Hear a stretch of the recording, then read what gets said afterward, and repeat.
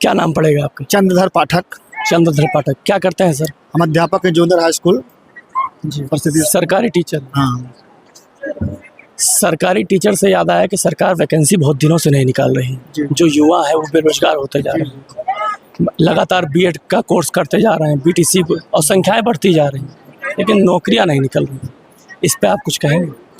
ऐसा है कि सरकार की जो इस समय नीति चल रही है उत्तर प्रदेश सरकार की, उसमें काफ़ी जो है नौकरियों को जो छात्र संख्या का अनुपात लगाया जा रहा है, तो उसमें शिक्षक मित्रों को शामिल करके जो है वो अनुपात किया जा रहा है। तो उससे कह रहे हैं कि हमारा जो है सरप्लस अध्यापक हो रहे हैं, और जब शिक्षा मित्रों को शिक्षक के बराबर मान्यता भी नहीं देते हैं, उनको शिक्षा मित्रों को वेतन भी नहीं देते हैं, लेकिन जब छात्र संख्या से उनका अनुपात भागी देना होता है तो उनको छात्र में जोड़ लिया जाता है। ये किस तरह का अन्याय है? अब ये अन्याय मतलब आप घर के सदस्य भी हैं, जब जनसंख्या की बात आती है तो आप घर के सदस्य हैं, उनको वेतन और जब पालने की बात आती है तो आप कहते हैं हमारे घर के सदस्य नहीं हैं। अब ये दोहरी नीति है एक प्रकार से। ये सरकार से प्राइवेटाइजेशन करना चाहती है सरकार। प्राइवेट की तरफ से बढ़ रही है। करीब 20 या 22 एनजीओ जो है हमारे विभाग में, जैसे असर हुए, हरियाली है, प्रथम है, केयर इंडिया है, ये सब जो है हावी हो रहे हैं, और सरकार का मुख्य उद्देश्य है कि प्राइवेटाइजेशन किया जाए। जैसे इन सब का काम क्या होता है? जो एनजीओ का आपने नाम बताया, इन सब का काम क्या होता है? एनजीओ का काम होता है, इनको एक टारगेट दिया जाता है, और उस टारगेट को पूरा करने के लिए ये आकर के जिले पर जो है अपना योजना चलाते हैं, और फिर वो टारगेट अध्यापकों से ही कराते हैं। कोई उपस्थिति को लेकर कराता है, कोई जो है क्या नाम है, भोजन को लेकर कराता है, उसके बाद में कराने के बाद में हमारा टारगेट पूरा कर देते हैं। अच्छा, अगर मैं बात करूं, ये तो था रोजगार की, जो टीचर की भर्ती की। अब मैं बात करूं प्राइमरी स्कूलों की, स्थिति बहुत ख़राब है। हाँ। मैं लगातार सर्वे कर रहा हूं, लगातार मैं स्कूलों को कवर कर रहा हूं। स्थिति ऐसी है कि बच्चों की बैठने और पढ़ने की व्यवस्था नहीं है। हाँ, पर बैठने पढ़ने की व्यवस्था नहीं है, लेकिन इस समय कई योजना चली है, कायाकल्प योजना। ये तो काफ़ी टाइम से चल रही है। हाँ, तो उस योजना से कुछ स्कूलों में टाइलीकरण वगैरह हो गया, और बेंच वगैरह जो है आ रहे हैं। इससे जहाँ कुछ भी नहीं था वहाँ एक प्रकार से कुछ मिल रहा है। जूनियर स्कूलों में तो काफ़ी स्कूलों में बेंच की सुविधा हो गई है, लेकिन अभी प्राइमरी स्कूलों में नहीं हो पा रही है। अब आप खुद सोचिए कि अभी हमारे उत्तर प्रदेश सरकार में, उत्तर प्रदेश राज्य में अभी प्राइमरी स्कूलों की ये स्थिति है कि बेंच की सुविधाएं नहीं, बच्चे ज़मीन पर बैठ के पढ़ रहे हैं। वहीं उसी देश में, भारत जैसे देश में, दिल्ली में बैठी सरकार केजरीवाल की, जो स्कूलों को कायाकल्प करके दिखा चुकी है, और आज वो जेल में है। कितनी स्थिति बुरी होती जा रही है। हाँ भाई, ये तो ऐसा तो लग रहा है कि जैसे लोकतंत्र एकदम खत्म होने के कगार पे है, और विपक्ष ऐसा दावा कर रहा है। विपक्ष की बातों को आपने सुना होगा, आप लगातार खबरों से बने रहते हैं, कि अगर अब की बार सरकार आई तो लोकतंत्र खत्म हो जाएगा। देखिए, लोकतंत्र से ही अधिनायकवाद का उदय होता है। जी बिल्कुल। जब लोकतंत्र जो है संख्या ज़्यादा हो जाती है, तभी अधिनायकवाद का उदय होता है। और जितने भी शासन है, चाहे वो राजतंत्र हो, चाहे प्रजातंत्र हो, चाहे अधिनायकवाद हो, वो एक प्रकार से घूमते रहते हैं। अभी लोकतंत्र का मुश्किल से 50-55 साल इसका उम्र है। 75 साल हो गए, 75 साल का उम्र से ऊपर होगा। लेकिन अभी देखिए इसमें तमाम कमियां आने लगी।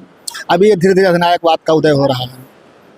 मतलब तानाशाही आ जाएगा। हाँ, धीरे धीरे अब लोकतंत्र का ही होता है। जब लोकतंत्र में किसी एक को बहुत ज़्यादा मतलब हो जाता है, तो अधिनायकवाद का उदय हो जाता है। टीचर हैं, बतौर शिक्षक आपको पढ़ा होगा कि पहले रशिया में भी लोकतंत्र था, वहाँ पे चुनाव होते थे, लेकिन पुतिन के आने के बाद चुनाव तो होते हैं, लेकिन अब पुतिन के अलावा कोई दूसरा खड़ा नहीं होता। ये तो सिद्धांत है कि जब किसी व्यक्ति को सत्ता केंद्रित हो जाती है, तो सत्ता केंद्रित होने पर वो अधिनायकवाद का उदय होता है।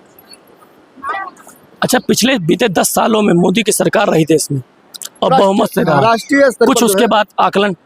देखिए, मोदी की जो सरकार है वो राष्ट्रीय मुद्दों पर तो काम कर रही है बहुत ज़्यादा बढ़िया।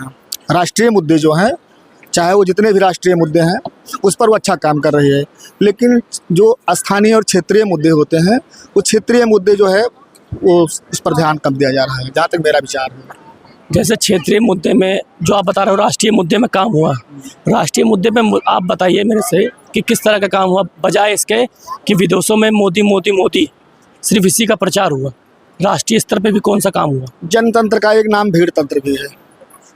जनतंत्र का एक नाम भीड़ तंत्र भी है, और भीड़ जिसकी तरफ जाती है, गांधी और जिन्ना में केवल यही था सर, कि गांधी जी को लोग जहाँ जाते तहाँ चल पड़े, इधर उधर चल पड़े कोर्ट पर उसी ओर। और उन्हें तो अब वो आकर्षण ये कि हर व्यक्ति में आकर्षण शक्ति होती है। जैसे इंदिरा गांधी में आकर्षण शक्ति था, नेहरू में आकर्षण शक्ति था, वैसे मोदी में आकर्षण शक्ति है। मैं कह रहा हूँ कि ऐसे भी व्यक्ति मिले हैं कि 99.5% जो है उनके विरोध में फिर वोट देंगे। बिल्कुल।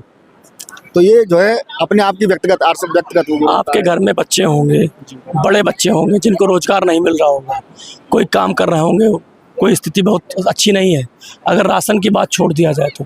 लेकिन फिर भी ऐसा क्यों जनता कहती है कि कितना भी परेशान हो जाएंगे लेकिन वोट तो हम मोदी को ही देंगे? देखिए, इस समय जनता का जो मुख्य उद्देश्य जो है, जनता अगर सोचती है कि हमसे जो बड़े लोग हैं अगर वो परेशान हों, तो जो मतलब मध्यस्थ वर्ग का है वो मध्यस्थ वर्ग जो है अपना दुख देख करके परेशान नहीं होता है।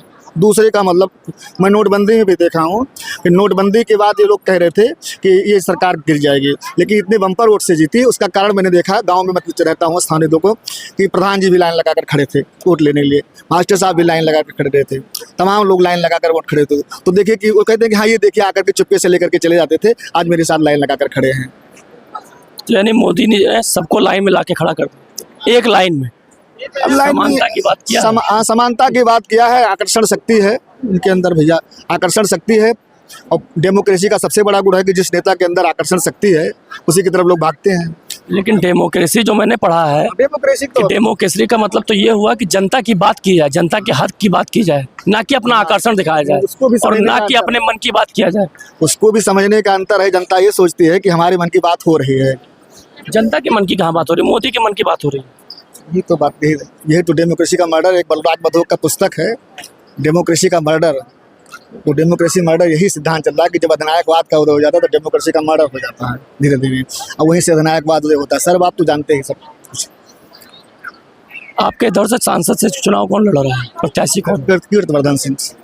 कुछ उनके बारे में, किस तरह के सांसद रहे? स्टेट हैं भैया, स्टेट हैं वो, और राजा साहब साधारण जनता से नहीं जुड़ते हैं, साधारण लोगों से जुड़े नहीं है, क्योंकि उनके पास कुछ लोग हैं उन्हीं से जुड़ते हैं आकर के। अब स्टेट जानते हो, जब कहीं इंदिरा गांधी भी चुनाव हार गई थी तो वो जीत गए थे।